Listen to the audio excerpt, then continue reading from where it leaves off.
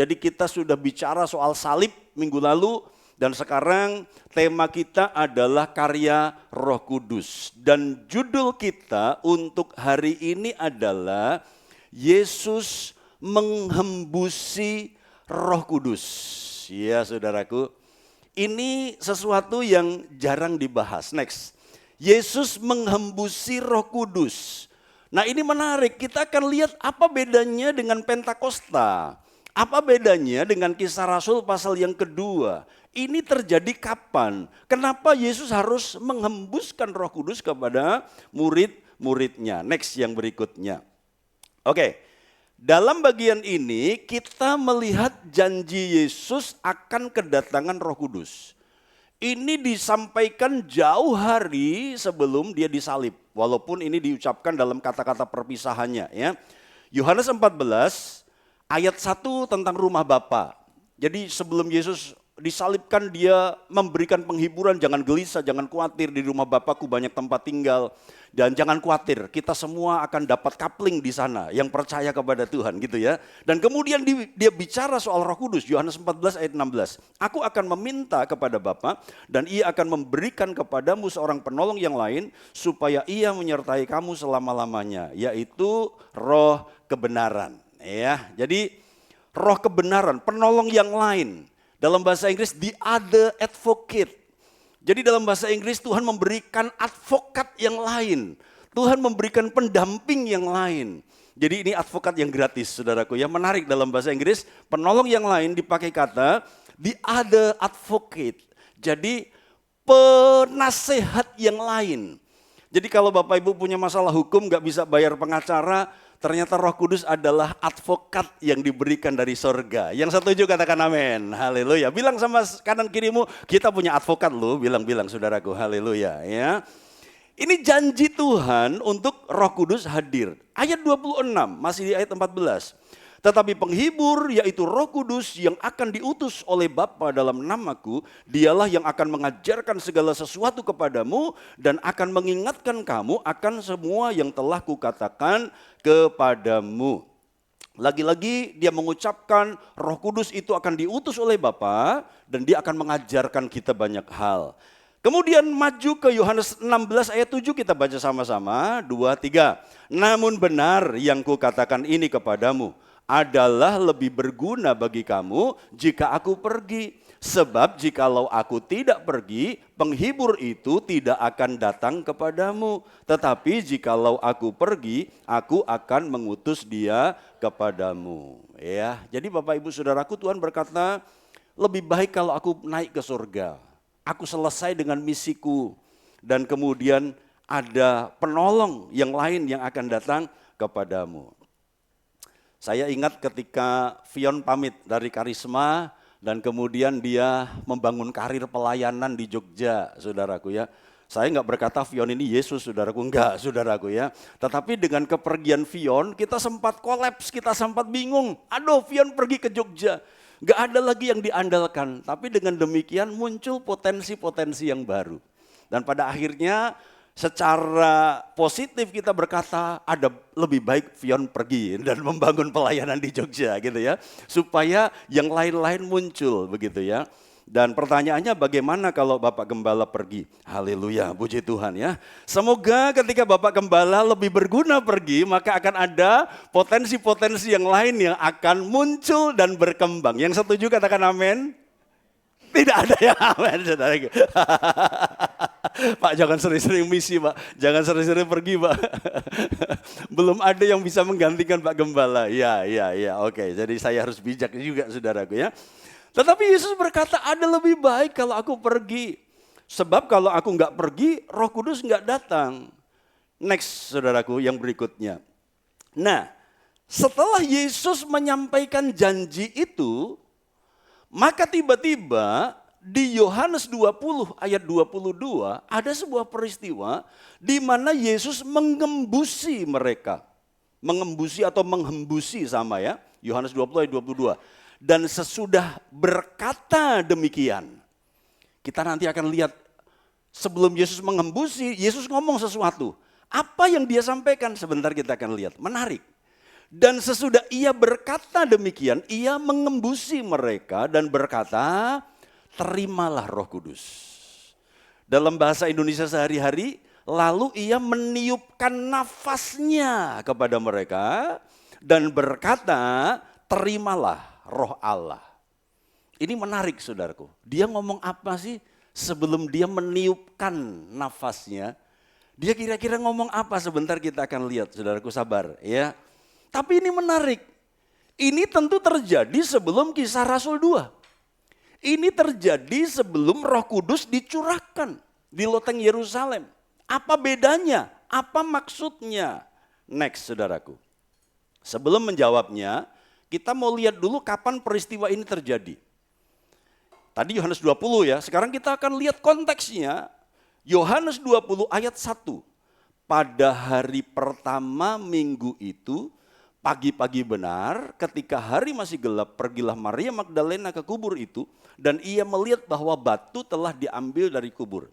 Ini peristiwa apa? Kebangkitan, oke? Perhatikan keterangan waktunya, pada hari pertama minggu itu. Jadi dalam pemahaman Yahudi, hari pertama itu minggu, saudaraku. Jadi bukan seperti pemahaman modern, hari pertama itu Senin, tidak. Hari pertama itu minggu. Makanya teman-teman kita Advent mereka beribadah hari Sabat. Sabat itu kapan? Hari ke-7. Hari ke-7 itu kapan? Sabtu. Jadi kalau kita ikut Sabatnya Yahudi sebenarnya kita beribadah Sabtu. Tapi kenapa kita ibadah Minggu? Nah, banyak pakar sejarah berkata, iya karena pada hari pertama minggu itu, di hari Minggu Yesus bangkit. Ya. Jadi Minggu adalah hari pertama. Katakan sama-sama, Minggu adalah hari pertama. 1, 2, 3. Ya. Karena Yesus bangkit bukan di hari Senin, tapi di hari Minggu. Oke? Dan itu pagi-pagi, hari masih gelap. Masih di ayat yang sama, ayat 19. Paginya Yesus bangkit, malamnya murid-murid bersekutu. Lihat, ketika hari sudah malam, pada hari pertama minggu itu, berkumpullah murid-murid Yesus di suatu tempat dengan pintu-pintu yang terkunci karena mereka takut kepada orang-orang Yahudi. Pada waktu itu datanglah Yesus dan berdiri di tengah-tengah mereka dan berkata, damai sejahtera bagi kamu. 22 baca sama-sama. 23. Dan sesudah berkata demikian, ia mengembusi mereka dan berkata, terimalah Roh Kudus. Apakah itu yang saya maksudkan sesudah berkata demikian? Enggak. Ini ayat 19, ini ayat 22. Nanti kita akan buka ayat 21-nya apa. Jadi bukan, ini memang perkataan sebelum Yesus mengembusi Roh Kudus, tapi ada perkataan sebelum itu. Jadi nanti kita akan buka ayat 21-nya. Ya. Katakan sebelah kiri kanan kirimu, katakan sabar, sabar. Bilang saudaraku, haleluya ya. Bilang sama sebelah kirimu, sabar adalah buah roh. Katakan, haleluya, puji Tuhan. Oke. Jadi Bapak Ibu Saudaraku, sekarang kita lihat fakta.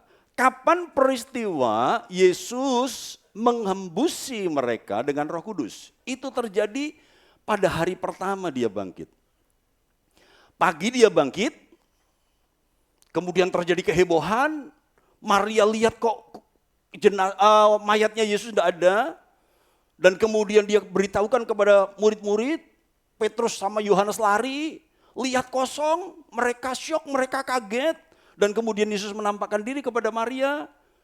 Dan kemudian terjadilah ayat 19. Ketika hari sudah malam pada hari pertama minggu itu, berkumpullah murid-murid Yesus. Katakan sama-sama, kita memang harus selalu berkumpul. Bilang saudaraku kanan kirimu, bilang, haleluya. Kita memang harus selalu berkumpul. Ketika hari sudah malam pada hari pertama minggu itu, mereka kumpul, mereka KFC.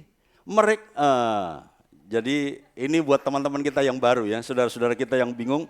Mungkin bingung dengan KFC. Kita punya pelayanan namanya KFC, Bapak Yules. KFC itu bukan Kentucky Fried Chicken, tapi Charisma Family Connected. Nah, gitu ya. Jadi CG kita, sel group kita, kelompok kecil kita, itu kita kasih nama KFC. Charisma Family Connected. Iya. Jadi karisma is like Nokia, connecting people. Nah, gitu ya. Haleluya. Bahkan dari Borobudur sama Belanda bisa terkoneksi ya melalui karisma ya. Karisma seperti Nokia yang menghubungkan orang-orang. Oke. Nah, pada hari pertama kebangkitan itu mereka KFC. Mereka komsel, mereka kumpul walaupun mereka takut. Makanya pintu dikunci. Kenapa? Takut kepada orang Yahudi. Nah di situasi takut itulah Yesus muncul. Dan kemudian dia berkata apa? Melepaskan damai sejahtera. Katakan sama-sama, di saat kita takut ada damai sejahtera Tuhan. Bilang saudaraku. Ya, bilang sama sebelah, jangan takut, ada damai sejahtera Tuhan. Bilang saudaraku ya, jangan takut apapun. Yesus memberikan damai sejahtera di saat yang tepat ketika murid-murid mengalami ketakutan. Begitu, saudaraku. Nah, karena itu mari kita melihat bahwa Yesus menampakkan diri ini kan cuma 40 hari, ya kan? Yesus menampakkan diri selama 40 hari. Sehingga kita ngerti bahwa ketika dia mengembusi Roh Kudus ini penting. Karena begitu dia bangun dari kematian, ketika dia bangkit dari kematian, dia punya program pertama. Program pertama menampakkan diri kepada Maria Magdalena. Kemudian malamnya dia mengembusi Roh Kudus. Biasakan hari ini kalau pejabat terpilih jadi pejabat, dia punya 100 hari program kerja. 100 hari program kerja itu artinya program yang mendesak dan segera harus dilakukan setelah dia menjabat. Yesus punya program 1 hari kerja. Pagi dia bangkit, malamnya dia menemui murid-murid untuk mengembusi mereka dengan Roh Kudus. Jadi artinya kita melihat bahwa penghembusan Roh Kudus oleh Yesus ini sesuatu yang penting. Harus segera dilakukan. Bukan hanya penampakan sana sini, saudaraku, ya. Bukan hanya dia nampak ke sini, nampak di sana, memberitahukan bahwa dia hidup, enggak, tapi dia perlu mengimpartasikan Roh Kudus. Next. Oke. Kita ambil kesimpulan awal. Ketika Yesus mengembusi murid-murid itu terjadi minggu malam setelah dia bangkit. Pada saat murid-murid berkumpul tanpa Thomas. Karena Yesus menunjukkan bahwa luka di tangannya, luka pada lambungnya. Tapi Thomas gak ada. Ya, makanya jangan sering bolos KFC, saudaraku ya, haleluya. Jangan bolos kelompok kecil, gitu ya. Sebab jangan-jangan ketika engkau bolos, Yesus datang, saudaraku, haleluya. Jangan-jangan ketika engkau gak datang KFC, Yesus datang gitu ya. Yesus menampakkan diri. Sehingga ketika teman-temannya berkata, tadi malam KFC kita, Yesus hadir loh. Rupanya Yesus gak cuma hadir di gereja, di bait Allah, tapi Yesus bisa hadir di persekutuan rumah tangga. Katakan sama-sama, persekutuan rumah tangga itu dahsyat. Katakan sama-sama, haleluya. Ya. Yesus datang juga di kelompok kecil. Thomas gak percaya. Puji Tuhan, minggu depannya Yesus hadir lagi, saudaraku ya, haleluya. Nah dalam hal itu enggak seperti Pak Gembala, saudaraku ya. Kalau minggu kemarin Pak Gembala sudah hadir di satu KFC, minggu depan enggak hadir lagi. Nah gitu, itu bedanya Yesus sama Pak Gembala ya. Karena Pak Gembala harus menghadiri KFC yang lain gitu saudara. Ya, terjadi di kelompok kecil di sebuah rumah dengan pintu terkunci. Dan saat itu murid-murid dalam situasi takut. Jadi saya ingin membawa kita kepada konteks situasi kronologi sehingga kita paham. Next yang berikutnya. Nah sekarang kita akan mulai menjawab apa bedanya dengan peristiwa Pentakosta di Kisah Rasul 2. Kan itu hanya terjadi 50 hari kemudian.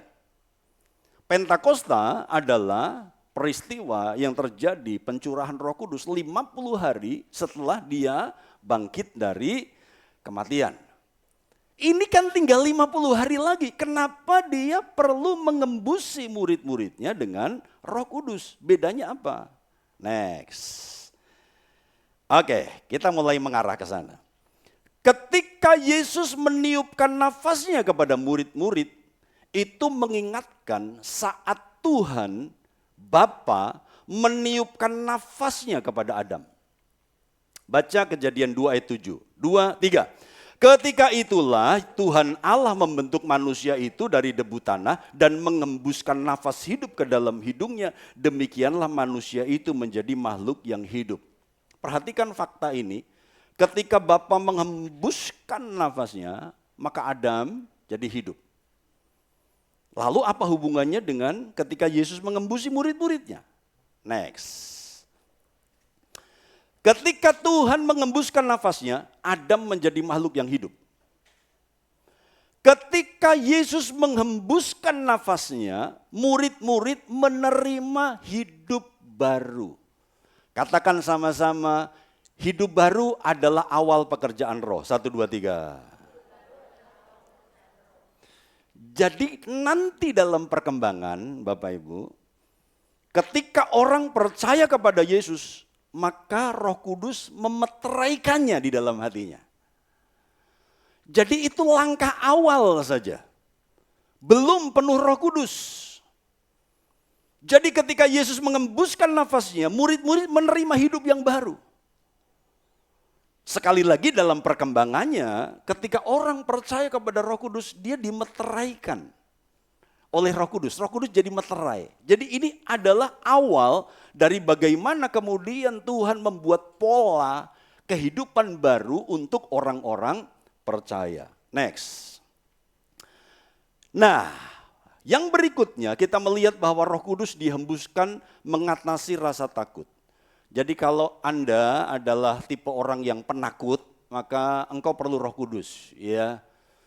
Saya berdoa supaya remaja-remaja kita juga mengalami lawatan Roh Kudus karena mereka harus keluar dari rasa minder mereka.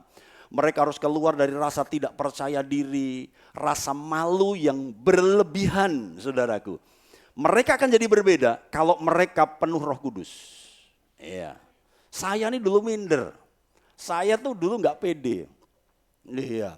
Udah pakai Rexona, udah pakai apa, saudaraku, Pentin, apa Clear, sudah pakai ini itu, nggak pede-pede juga, saudaraku ya. Haleluya, puji Tuhan. Tapi akhirnya ketika Tuhan memanggil, Tuhan mengurapi dengan Roh Kudusnya, jadi berani, ya. Rasa takut itu disingkirkan. Yang berikutnya, Roh Kudus dihembuskan oleh Yesus bersama dengan damai sejahtera. Jadi sekali lagi, kalau kita sedang takut ngadepin segala sesuatu, kita perlu damai sejahtera Tuhan, minta urapan dari Tuhan supaya kita menang atas rasa takut kita. Yang setuju katakan amin, haleluya. Lanjut yang berikutnya, oke. Nah sekarang kita buka ayat 21 nih. Apa yang Yesus katakan sebelum dia mengembuskan Roh Kudusnya. Ayat 21 baca sama-sama, 2, 3. Maka kata Yesus sekali lagi, damai sejahtera bagi kamu. Sama seperti Bapa mengutus aku, demikian juga sekarang aku mengutus kamu. Ayat 22, dia mengembuskan Roh Kudus. 2 kali loh damai sejahtera. Tadi di ayat 19, begitu muncul damai sejahtera bagi kamu. 21, sekali lagi damai sejahtera bagi kamu. Jadi damai sejahtera itu penting, perlu. Ada lagu lama saudaraku. Kesukaan surga yang kurasa sekarang ini. Kesukaan surga dikerjakan oleh Roh Suci. Dunia tidak memberi kesukaan semacam ini. Sebab itu ku puji Tuhan Yesus yang maha tinggi. Damai yang dia berikan sangat besar. Damai yang jadikan hati gemar. Tuhan besertaku sepanjang jalanku. Ku serahkan padanya. Iya, saudaraku, damai sejahtera yang berbeda dengan yang dunia berikan. Rupanya Roh Kudus dihembuskan oleh Yesus dalam rangka pengutusan. Cuma belum spesifik di sini. Diutusnya kemana? Diutusnya ngapain? Diutusnya untuk apa? Belum spesifik. Tapi Roh Kudus perlu diberikan untuk meneguhkan bahwa Tuhan Yesus menggenapi janjinya. Enggak PHP. Lanjut. Sekarang kita mulai masuk kepada fakta Pentakosta. Kisah 1 ayat yang ke-8. Tetapi kamu akan menerima kuasa kalau Roh Kudus turun ke atas kamu. Dan kamu akan menjadi saksiku di Yerusalem dan di seluruh Yudea dan Samaria dan sampai ke ujung bumi.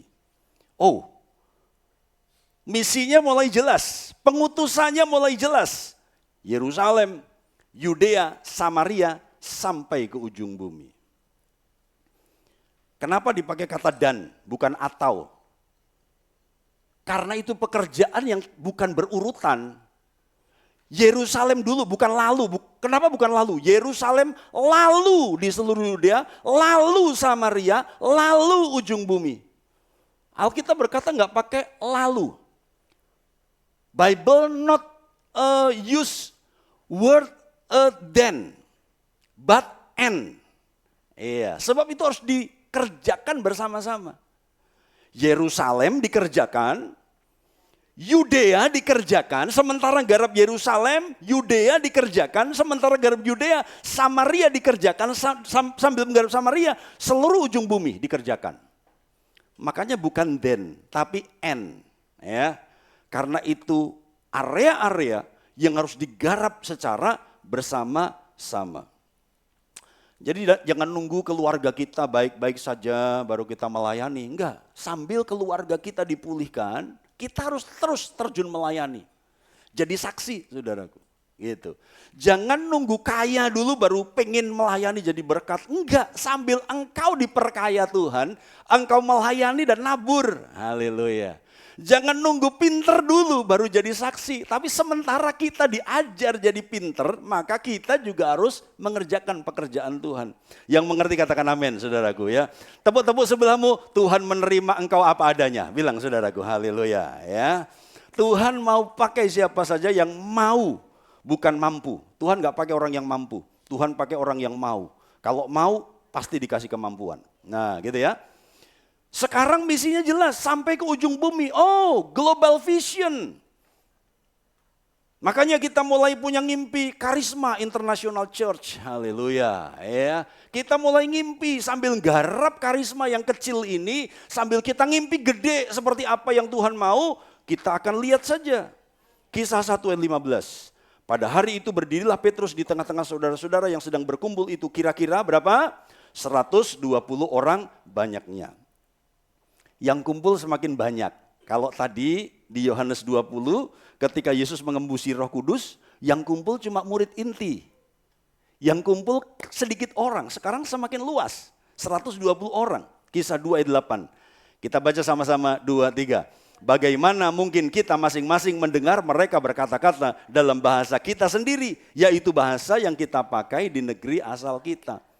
Karena global vision, maka Roh Kudus juga bekerja memakai bahasa-bahasa yang macam-macam. Saya nih jujur saudaraku, saya pribadi sejak Pak Yan Tuhan kirim bergabung dengan kita, maka itu memacu saya untuk belajar bahasa Inggris gitu ya. Tadinya nggak bisa saudaraku, ya little I can lah gitu saudaraku ya, haleluya little. Tapi kemudian ketika kemudian kita ngimpi, iya ya Karisma International Church kenapa nggak dibuat di Borobudur? Saya mulai ngimpi, waduh telat nih saya belajar bahasa Inggris, tapi nggak apa-apa, saya harus pacu bahasa Inggris saya. Sampai kemudian saya ngimpi, cucuku nanti harus jadi pribadi internasional. Wih, gitu saudaraku ya, haleluya ya, haleluya. Jadi cucu saya harus jadi pribadi internasional. Sampai saya sudah mikir, nanti kalau cucu saya lahir, tak kudang nganggo bahasa Inggris. Haleluya, benar saudaraku. Nina Bobo itu tak Inggriskan saudaraku ya. Oh let you sleep, let you sleep. Nah gitu ya, haleluya. Tak kudang nganggo bahasa Inggris, benar saudaraku. Saya nggak main-main. Ini mimpi besar saudaraku. Untuk pelayanan internasional, haleluya, puji Tuhan ya. Jadi Bapak Ibu, saya sudah siapkan lagu, cicak-cicak di dinding. Bahasa Inggris. Many geckos on the wall. very quietly crawling. Wah, haleluya. Bisa saudaraku. Oh tak kudang nganggo bahasa Inggris saudaraku ya. Ben kulino nganggo bahasa Inggris, haleluya. Biar terbiasa bahasa Inggris. Ngimpi besar saudaraku. Kenapa? Karena Tuhan mau bawa kita kepada pelayanan bangsa-bangsa, haleluya. Iya, saudaraku. And then mosquito come. Hap. Iya. Lalu diemplok, wow, ditangkap apa saudaraku, dimakan apa. Oke. Jadi saya sudah siapin tak kudang nganggo bahasa Inggris ngerasa no, haleluya, puji Tuhan ya. Sehingga kalau dia ngoceh saudaraku, maka ngocehnya bahasa Inggris, haleluya, puji Tuhan. Kalau dia ngimpi, dia ngigau-ngigaunya bahasa Inggris, haleluya. Kenapa? Karena Tuhan mau bawa kita untuk ke ujung bumi, haleluya, puji Tuhan ya. Bilang sama sebelah, jangan takut salah, yang penting pede, bilang saudaraku, haleluya ya, haleluya. Grammarnya bener apa enggak, pokoknya antem saja, haleluya, puji Tuhan, saudaraku ya. Ini direkam YouTube loh saudaraku. Wah, ambo grammarnya bener apa enggak tahu saudaraku ya, enggak ngerti. Dan saya siap disalibkan dengan kesalahan, haleluya. Wah, sok jago bahasa Inggris, pendeta ning desa, sok-sokan bahasa Inggris, ora apa-apa saudaraku. Yang penting ngimpi besar, haleluya. Ya. Mumpung ngimpi belum ditarik pajak, haleluya. Iya, saudaraku, enggak ada yang larang kita ngimpi besar ya. Jadi Bapak Ibu, saudaraku, pengutusannya mulai jelas. Next, kesimpulan awal yang kedua. Kesimpulan awal. Di Yohanes 20, Yesus mengembusi murid-murid kelompok kecil. Tapi di Kisah Rasul 2, Roh Kudus memenuhi 120 orang. Ini kelompok yang lebih besar. Roh Kudus dicurahkan dalam rangka pengutusan. Sama Yohanes 20, seperti Bapa mengutus aku mengutus kamu, dihembusi Roh Kudus. Sekarang Kisah para Rasul, kamu akan menerima kuasa. Dalam Alkitab bahasa Jawa, kowe bakal nompo kasekten. Nah, kalau Roh Kudus turun ke atas kamu. Jadi katanya dalam bahasa Jawa, kamu akan menerima kesaktian. Kalau Roh Kudus turun ke atas kamu dan kamu akan jadi saksi di Yudea, di Yerusalem, di Samaria sampai ujung bumi. Jadi kita katanya akan menerima kesaktian katanya dalam bahasa Jawa. Sekarang pengutusannya spesifik. Sampai ke ujung bumi. Visi global. Karena itu melibatkan banyak bahasa. Untuk menjangkau bangsa-bangsa itu. Next, menjelang selesai.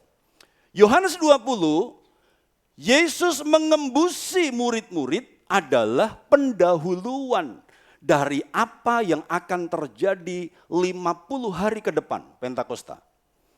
Dan itu juga berarti Yesus meneguhkan janjinya bahwa dia akan memberikan Roh Kudus. Seperti orang lahir baru, dimeteraikan oleh Roh Kudus, kemudian next levelnya, next stepnya adalah dia harus penuh Roh Kudus. Jadi ini dua hal yang berbeda. Jadi jangan mau kita terima embusan saja, itu baru awal. Jangan mau kita dimeteraikan saja, itu baru awal. Tapi mari kita melangkah lebih lanjut dalam pengalaman penuh Roh Kudus. Next yang berikutnya. Yohanes 20, Roh Kudus dihembuskan. Tapi Kisah 2, Roh Kudus dicurahkan. Seperti tiupan keras angin dari langit. Seperti disoke gitu kata bahasa orang Jawa ya. Seperti dicurahkan dari langit. Yohanes 20 terjadi tanpa tanda-tanda dan kehebohan. Silent operation, hembuskan. Tanpa tanda-tanda, tanpa sesuatu yang terjadi. Tapi Kisah 2 terjadi dengan tanda-tanda yang menghebohkan, yaitu tiupan angin keras dan lidah-lidah api. Next, saudaraku, kesimpulan. Oke, pemain musik siap. Yang pertama, pelayanan Yesus dilanjutkan oleh Roh Kudus. Yesus ada di sorga menyiapkan tempat buat kita, tapi dia hari ini terwakili, dimanifestasikan oleh kehadiran Roh Kudus. 2, Roh Kudus melayani, menyertai, mengajar gereja Tuhan dengan cara yang sama seperti Yesus melayani. Jadi jangan anggap dia pribadi yang asing. Kalau Bapak Ibu lihat Yesus itu jamah sini, jamah sana, keliling sini. Roh Kudus juga melayani dengan cara yang sama. Ya. 3, Roh Kudus diberikan dalam rangka pengutusan gereja. Mengatasi rasa takut dalam pelayanan. Jadi jangan takut nggak bisa. Ayo serahkan dirimu untuk melayani Tuhan, Pak Gembala. Aku mulai terbeban melayani Pak Gembala, tapi seperti apa, di mana, di bagian apa.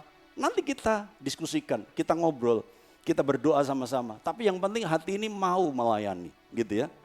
Roh Kudus diberikan dalam pengutusan, supaya kita nggak takut, supaya kita mampu melayani.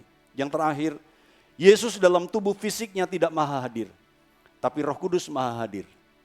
Yesus 3,5 tahun melayani nggak maha hadir. Dia harus keliling dari satu tempat ke tempat yang lain. Kenapa? Karena dia nggak maha hadir. Dia manusia sejati. Dia nggak bisa hadir di segala tempat. Tapi hari ini ketika Roh Kudus datang menyertai gereja, dia maha hadir. Karena dia nggak dibatasi oleh tubuh fisiknya. Gereja Tuhan harus mengalami fakta kehadiran Roh Kudus dalam kehidupan sehari-hari. Amin firman Tuhan. Mari kita siapkan hati masuk perjamuan kudus. Haleluya. Terima kasih Tuhan. Haleluya. Mari renungkan firman Tuhan. Mari bicara kepada Roh Kudus bahwa engkau memerlukan dia. Mari bicara kepada Roh Kudus bahwa engkau perlu dia. Memampukanmu dalam menghadapi situasi-situasi di sepanjang dan sekitar hidup kita. Haleluya. Bekerjalah ya Roh Kudus.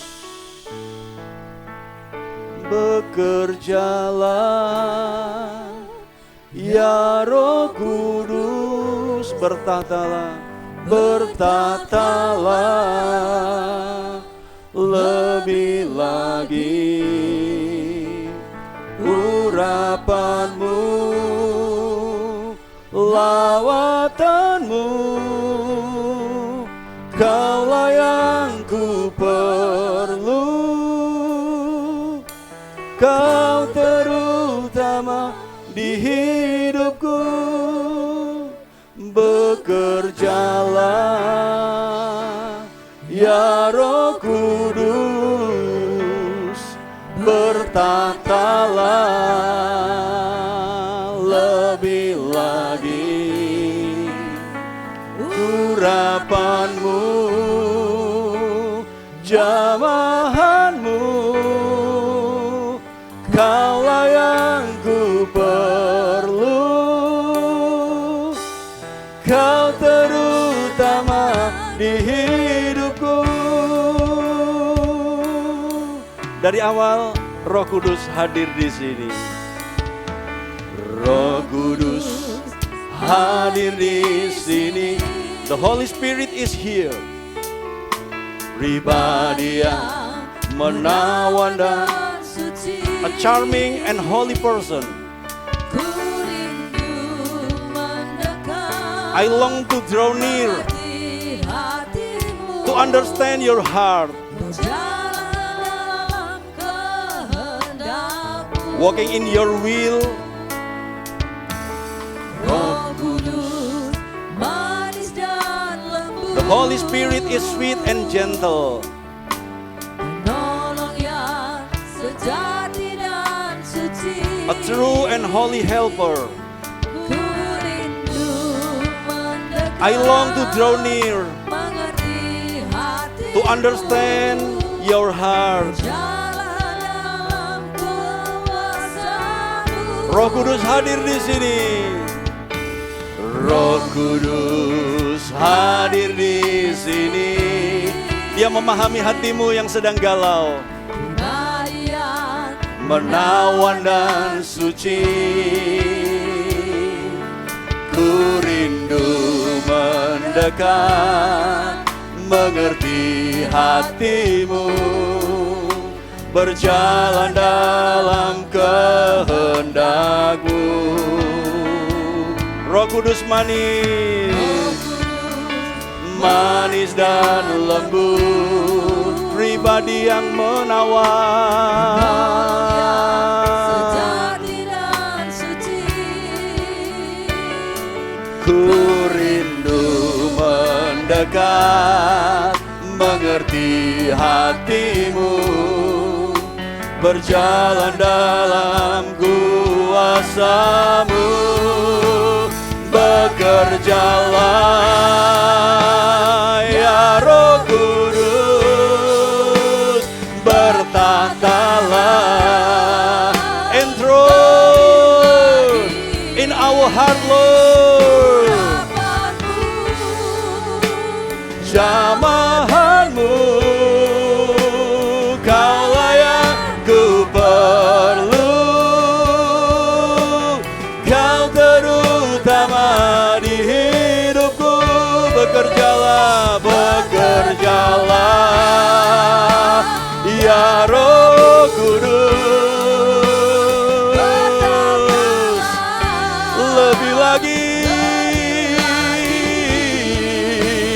kuasa-Mu, your visitation. Kau terutama. Bekerjalah, bekerjalah ya Roh Kudus. Haleluya.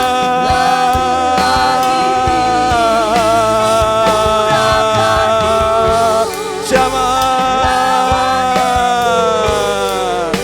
Kaulah yang ku perlu, Kau terutama. Sekali lagi, bekerja, bekerjalah,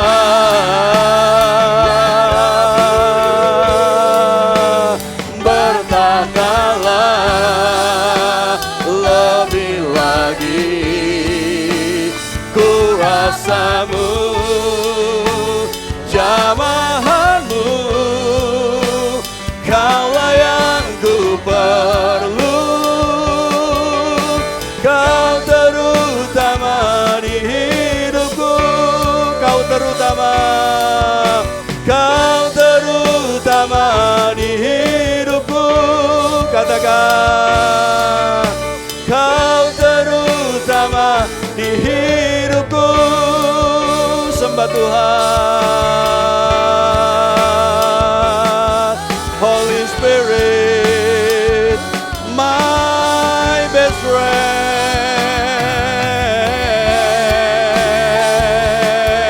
Holy Spirit, my best friend. You are my advocate. Kaulah pembelaku, penolongku.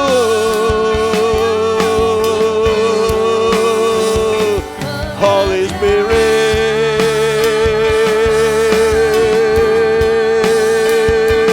Holy Spirit, Holy Spirit. Haleluya.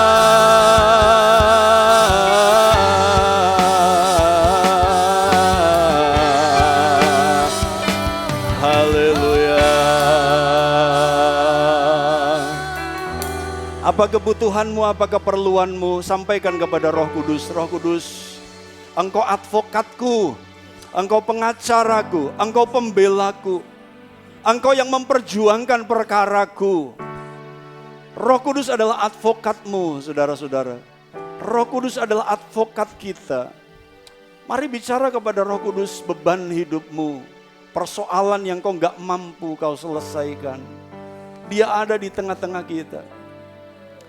Saya undang pelayan perjamuan maju ke depan sambil terus kita menyembah Tuhan. Kami sembahkan, haleluya. Tuhan Roh Kudus, kami perlu Engkau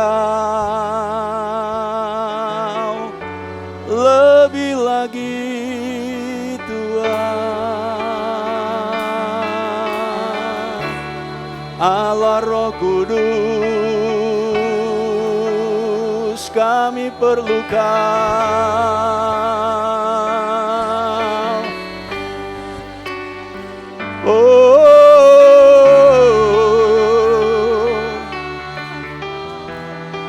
Haleluya.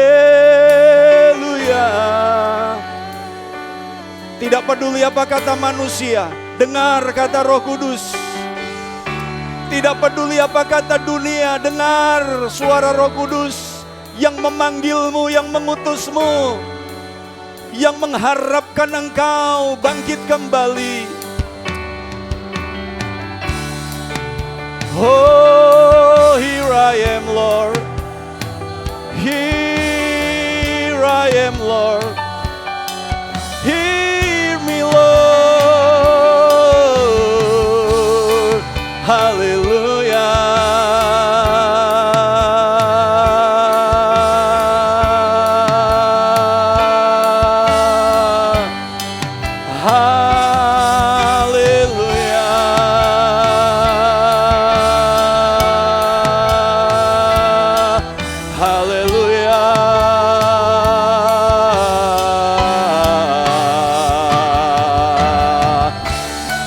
You are here, Lord. Touch and restore your church.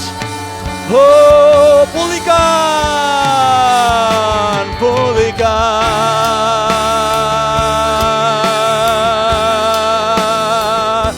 pulihkan,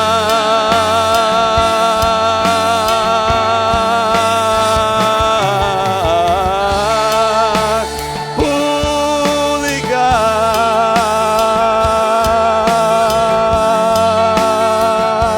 Haleluya.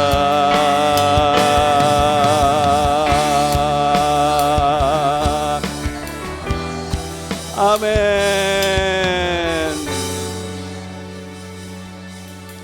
Amin.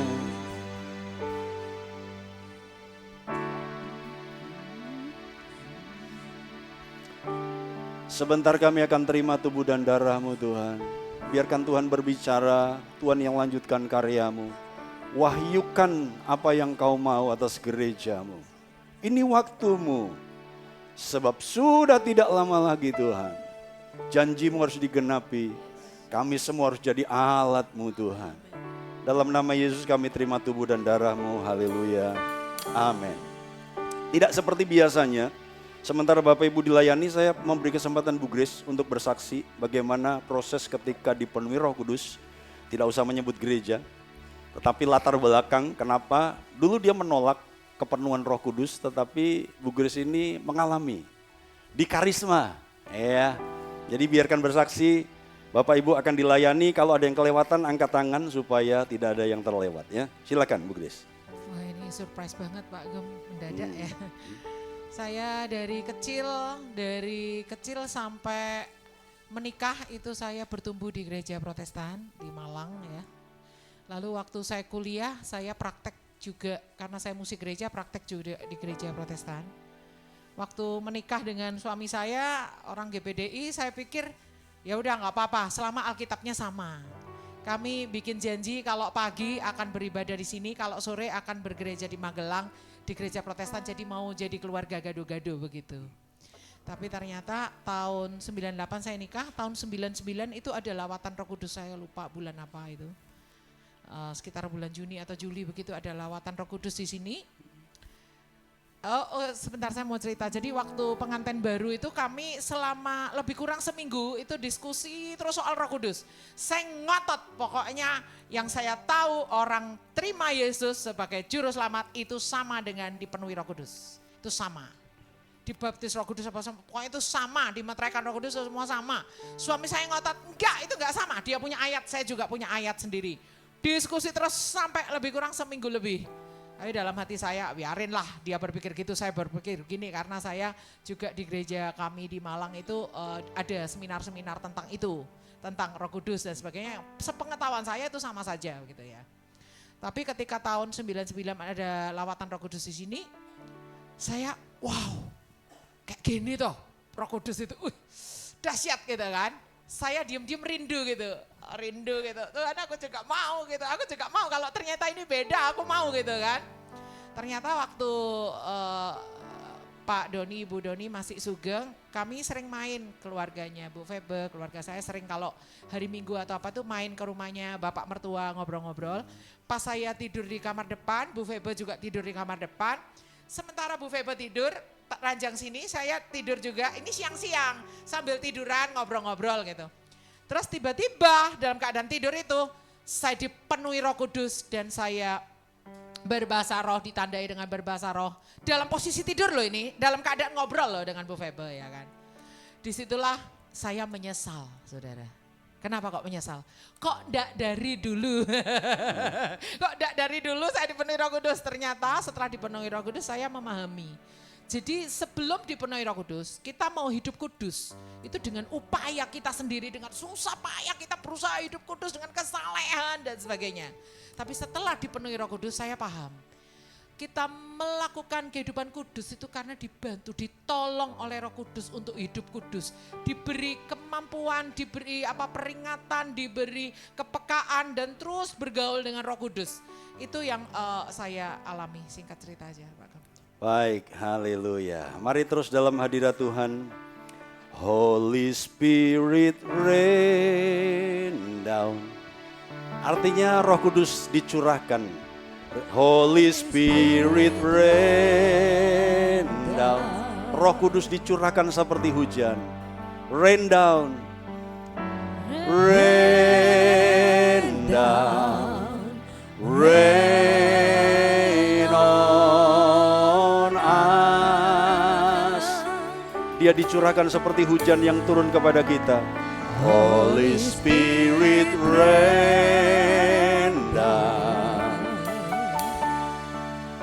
Holy Spirit rain down. Rain down on us. Rain down. Rain on us. Dengan lembut saja, Holy Spirit. Holy Spirit rain down. Sambil jadikan ini doa kita. Holy Spirit Roh Kudus tercurah bagai hujan yang turun. Rain down, rain on us. Holy Spirit rain down. Holy Spirit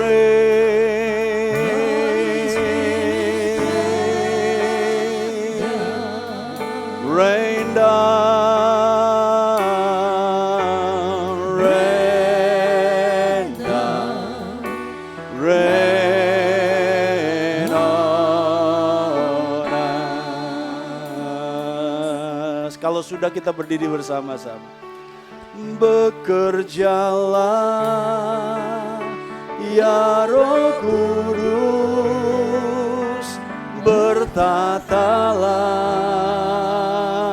lebih lagi jamahanmu. Kaulah yang ku perlu.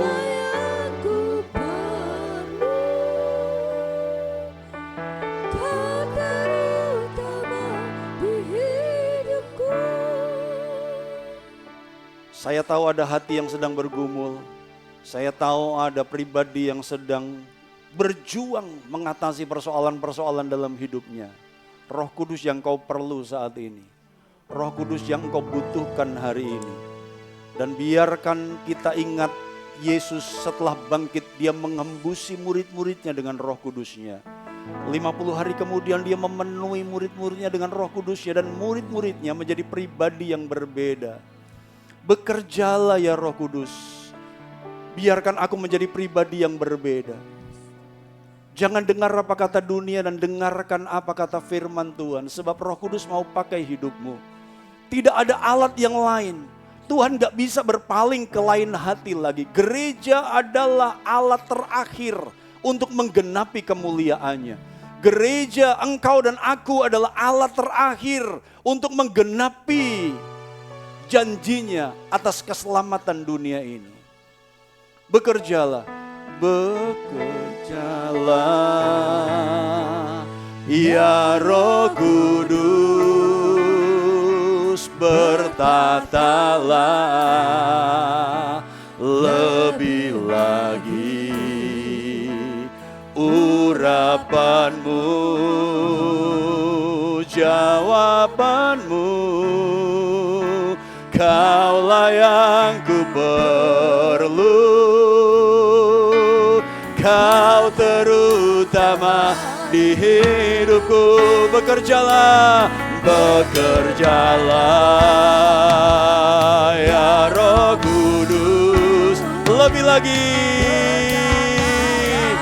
bertatalah urapanmu, lawatanmu, kaulah yang ku perlu, kau terutama di hidupku. Bekerjalah, bekerjalah, bekerjalah.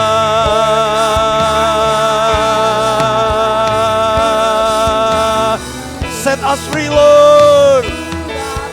Bebaskan kami, merdekakan kami.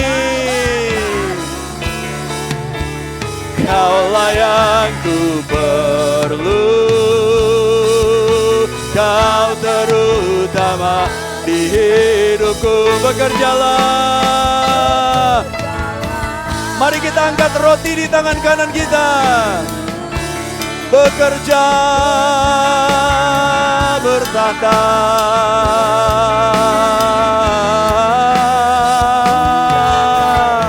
urapanmu, lawatanmu, kaulah yang ku perlu, kau terutama di hidupku. Kau yang terutama, kau terutama di hidupku. Kau terutama di hidupku.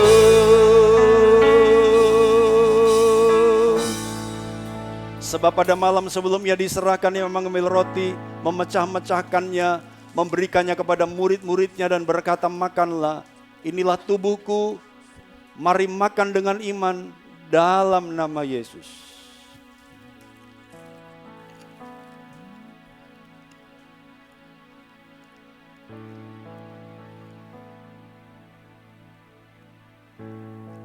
Tidak perlu dipertentangkan antara pemahaman Protestan dan aliran karismatik. Karena Tuhan mencintai semua gerejanya. Hari ini Tuhan sedang bekerja pada semua gereja. Bukan untuk menjadikan semua sama, tetap berbeda. Tapi mari kita alami secara pribadi. Gak usah perbandingkan, gak usah pertentangkan, gak usah bertengkar, gak usah kritik gereja yang lain yang berbeda. Tetapi mari kita satukan pemahaman kita bahwa kita sama-sama percaya Roh Kudus. Ekspresi boleh berbeda, tetapi saya berdoa supaya setiap kita punya pengalaman pribadi dengan pengurapan Roh Kudus. Urapilah kami dengan minyak baru, penuhilah kami dengan hadirat-Mu, kami rindu Tuhan melihat kuasa-Mu dicurahkan di tempat ini. Penuhilah kami, penuhilah kami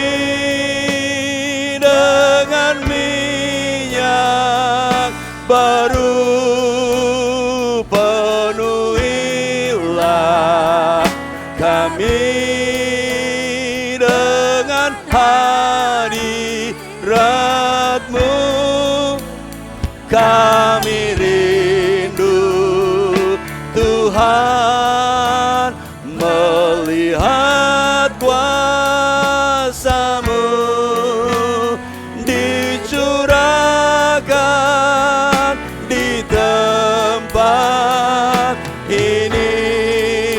Berhembuslah Roh Kudus, berhembuslah Roh Kudus di tempat ini. Berhembuslah Roh Kudus dengan kuasa-Mu. Pulihkanlah gereja-Mu di akhir zaman. Berhembuslah, berhembuslah sekarang. Sekali lagi berhembuslah, berhembuslah Roh Kudus di tempat ini. Berhembuslah Roh Kudus dengan kuasa-Mu. Pulihkan gereja-Mu di akhir zaman. Berhembuslah, berhembuslah sekarang. Urapi, anoint me Lord dengan minyak baru, with new oil. Fill us Lord dengan hadirat-Mu, with your presence. Kami rindu Tuhan melihat kuasa-Mu dicurahkan di tempat ini. Penuhilah kami.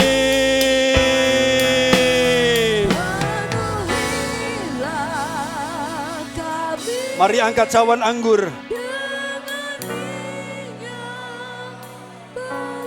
Amin. Amin.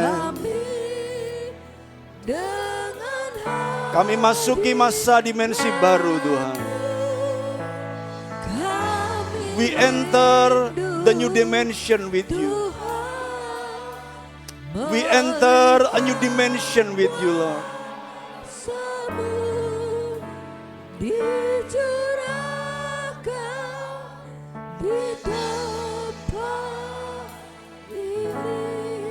Darah Yesus dicurahkan untuk hati yang gersang.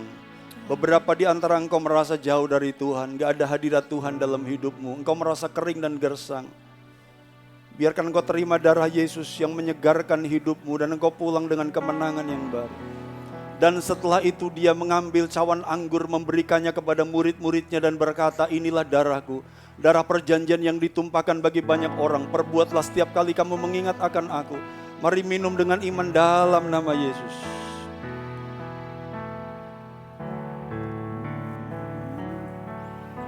Sebelum pulang mari mengucap syukur kepada Tuhan. Terima kasih Tuhan, sekali lagi kami mau pulang. Kami mau bawa kemenangan dan kekuatan dari Tuhan. Bukan dengan kekuatan kami, tetapi dengan kekuatan-Mu Tuhan. Roh Kudus tolong umat-umat-Mu. Tuhan berkati setiap gereja Tuhan, berkati tubuh Kristus Tuhan, setiap kami yang ada, teman-teman kami di luar sana Tuhan. Bapa, berkati dan lawati gerejamu Tuhan. Tidak ada perbedaan ketika darah-Mu mengalir di antara gereja Tuhan. We are one Lord, your body one. We are one Lord. Kami satu Tuhan, kami satu Roh Kudus. Oh, we are one Lord, we are one Lord. Kami satu tubuh, kami satu pengharapan, kami satu Tuhan.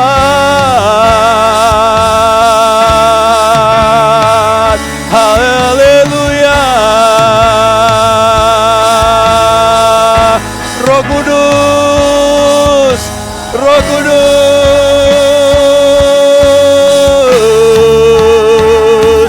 Roh Kudus.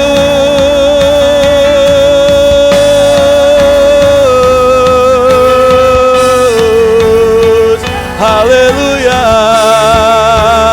Kami satu di dalam Engkau.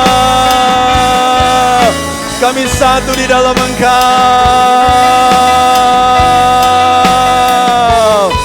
Haleluya.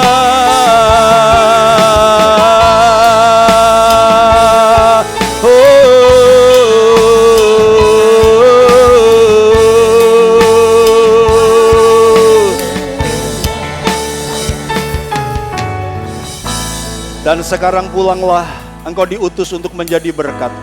Sementara hidupmu dipulihkan, terus jadi berkat. Sementara engkau didandani, sementara hidupmu dibereskan, engkau tetap bisa menjadi berkat bagi Tuhan. Keluar jadilah saksi di Yerusalem, Yudea, Samaria, dan sampai ujung bumi.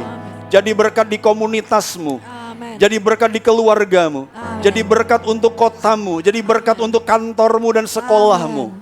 Dan sekarang pulanglah, terimalah berkat anugerah dari Allah Bapa, kasih sayang anaknya yang tunggal, persekutuan Roh Kudus, memelihara roh jiwa tubuhmu sempurna tak bercacat, sampai Yesus datang menjemput gerejanya. Terimalah perlindungan yang sempurna, terimalah keberhasilan yang maksimal, terimalah keberuntungan yang ajaib, hanya di dalam nama Yesus. Haleluya, amin. Selamat pagi, Tuhan memberkati semuanya.